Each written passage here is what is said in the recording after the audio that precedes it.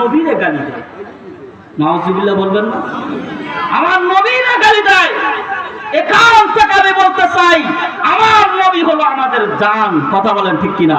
আমার নবী হলো আমাদের প্রাণ, আমার নবী হলো আমাদের কলিজা।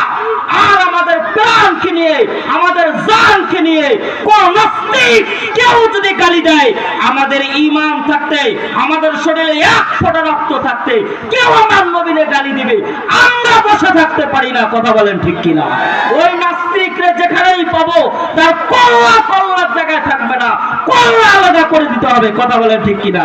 কে কে রাজি আছেন? দুই হাত তুলে বলেন লিল্লাহি তাকবীর, নারায়ে তাকবীর। আমরা নবীরে ভালোবাসি তো? হাত নামান। যদি আমরা নবীরে ভালোবাসি তাহলে বলেন তো দেখি, এখানে যারা নবীরে ভালোবাসে